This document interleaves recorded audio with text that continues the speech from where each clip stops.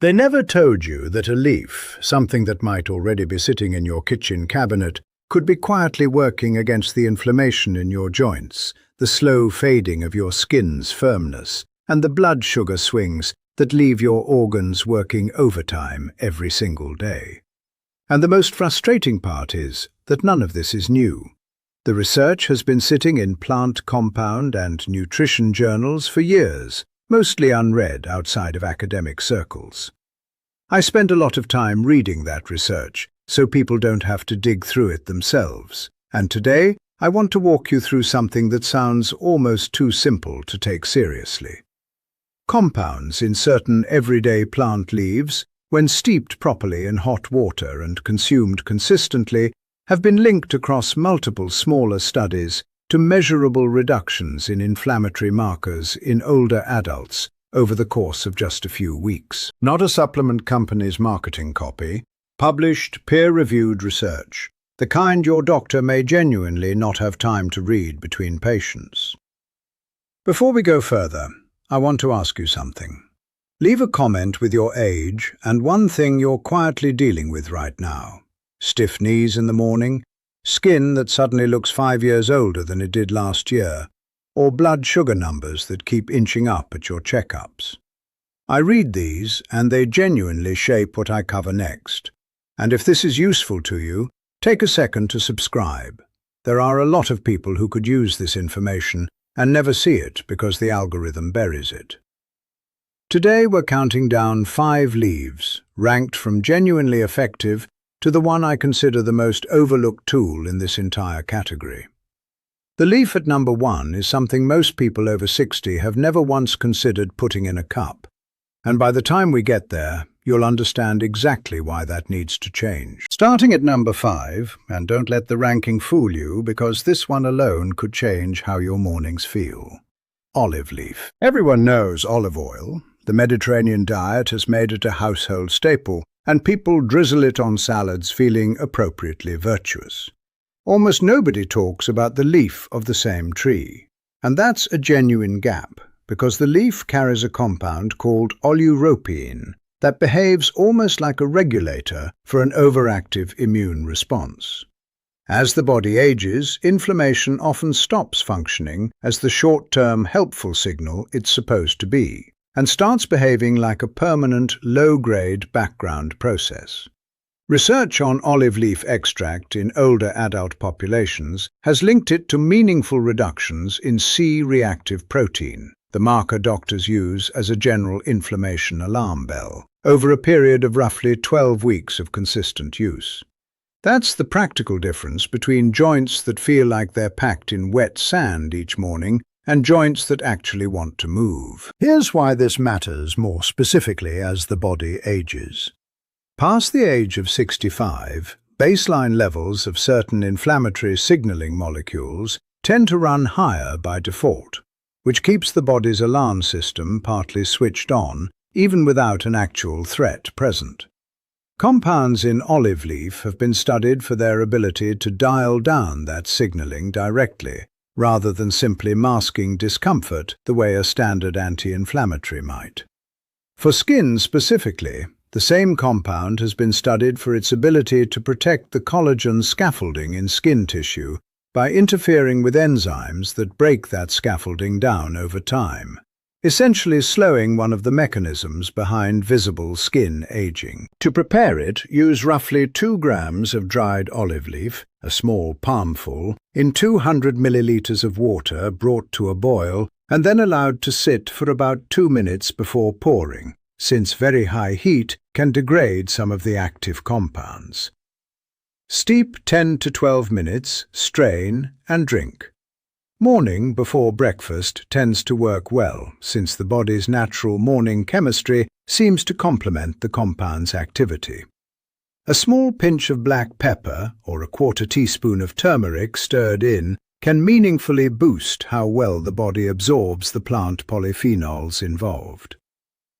As effective as olive leaf is, what's coming at number 4 involves something happening directly inside your blood vessels, something most people past 70 have no idea is quietly unfolding right now. At number 4, mulberry leaf. I want to tell you about a woman I'll call Margaret, 72, who came to see her doctor describing what she called ordinary getting older problems. Her fasting blood sugar was creeping upward, her energy collapsed by mid-afternoon, and the word pre-diabetic had entered the conversation for the first time. She wasn't overweight, she exercised regularly. She felt, in her words, like her body was betraying her despite doing everything right. What Margaret didn't know, and what most people don't know, is that after 65, post-meal blood sugar spikes become measurably more consequential.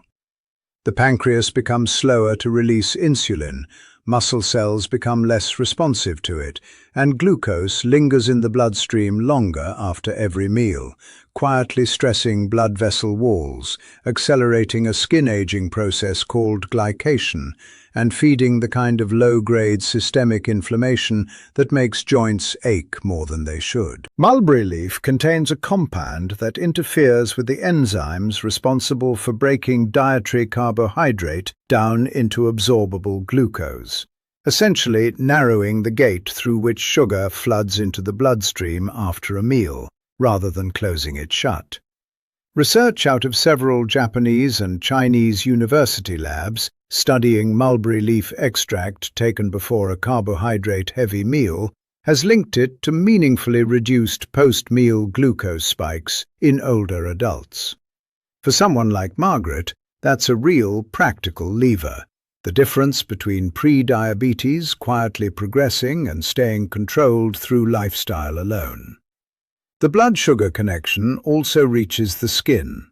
Repeated glucose spikes drive a process called advanced glycation, where collagen fibers stiffen and cross-link in ways that visibly age skin over time.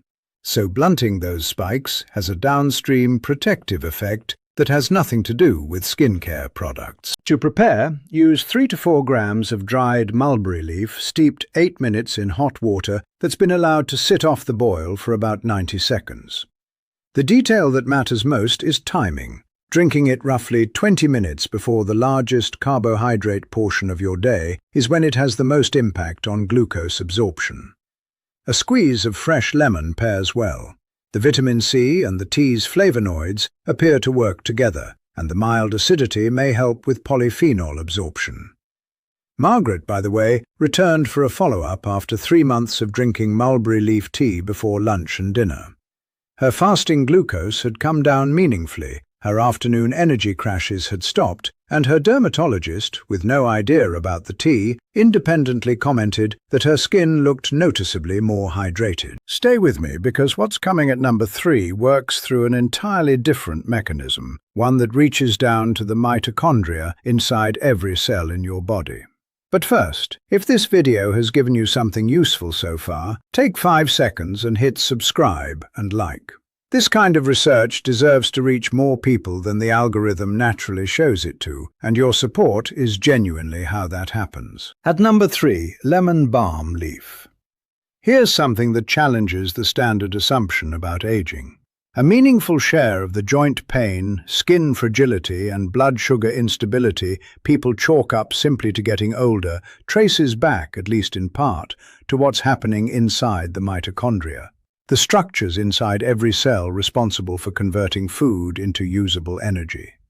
Research on aging tissue has found that mitochondrial efficiency tends to decline measurably with age, which means cells gradually produce less usable energy while generating more cellular waste, a combination that shows up as tired muscles, achy joints, duller skin, and a less stable metabolism. Lemon balm, a member of the mint family, used medicinally since antiquity, contains rosmarinic acid, a compound studied for its role in protecting mitochondrial function and reducing oxidative stress in older cells.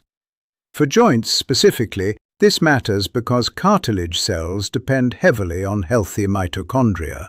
When that function declines, those cells release inflammatory signals that accelerate cartilage breakdown, which is part of why mitochondrial health has become an area of real interest in arthritis research. There's also a cortisol connection worth knowing about.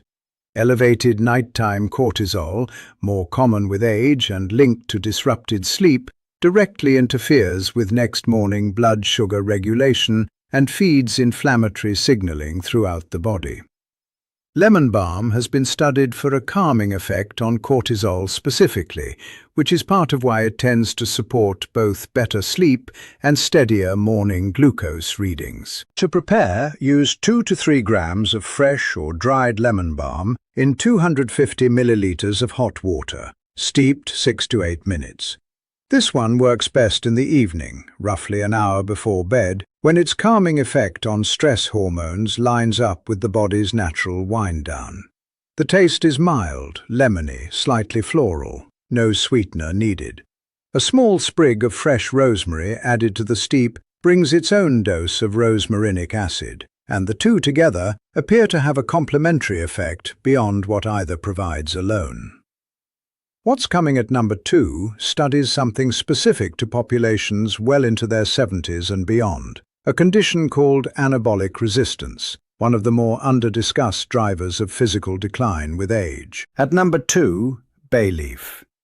The same compound responsible for its aromatic quality, eugenol, has documented antimicrobial properties that benefit skin from a different angle entirely, helping reduce the kind of microbial imbalance that contributes to skin inflammation and uneven tone. But the blood sugar story here is the part most people have genuinely never heard. Smaller clinical trials involving adults with type 2 diabetes, given daily doses of bay leaf powder over the course of about a month, have reported meaningful improvements across fasting blood glucose, LDL cholesterol, and HDL cholesterol, compared to a placebo group that showed essentially no change. The proposed mechanism involves bay leaf polyphenols improving how responsive insulin receptors are. With age and repeated blood sugar spikes, those receptors tend to become less responsive, requiring more and more insulin to do the same job, and the compounds in bay leaf appear to help restore some of that responsiveness. To prepare, take 3 to 4 whole dried bay leaves, the kind already sitting in most kitchen cabinets, and place them in a small pot with 300 milliliters of cold water, bringing the two to a boil together rather than adding the leaves after the water is already hot, since the cold start extraction appears to draw out more of the active polyphenols. Once boiling, reduce to a simmer for 5 minutes, then remove from heat, cover, and let sit an additional 8 minutes before straining. For blood sugar benefit, drink roughly 15 to 20 minutes before the 2 largest meals of the day. For joint benefit, a cup on an empty stomach in the morning appears to allow better absorption before the physical activity of the day begins. Adding a 1/4 teaspoon of Ceylon cinnamon and 2 or 3 thin slices of fresh ginger creates a combination that works on inflammation, blood sugar, and cellular stress simultaneously, using ingredients that together cost a few cents per cup. Now, I want to speak to you directly, because you didn't click on this by accident. You're someone who doesn't accept that slowing down and hurting more is simply what happens with time. You believe, correctly, that small choices made in the kitchen and in quiet morning routines have real biological consequences. The mechanisms described today are real. The research behind them is published, and you can read further into any of it on your own time.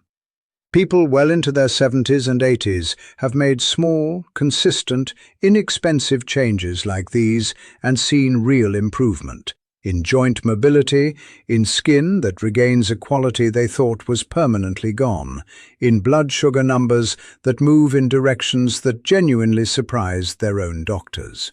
It is not too late. The body retains a real capacity to respond to better inputs at any age, and these compounds simply give your cells more of what they need to do the repair work they're already trying to do. A quick note before you go. These teas are generally well tolerated by most adults, but if you're on blood thinners, diabetes medication, or have a known sensitivity to any of these plants, talk to your doctor before adding them to a daily routine, particularly bay leaf and mulberry leaf, given their direct effect on blood sugar. If this video gave you something worth trying, a new question to ask your doctor, a new leaf to put in a cup tonight, subscribe to this channel, give it a like, and send it to one person who needs to hear it. New research-based content comes out every week for people serious about aging well on their own terms.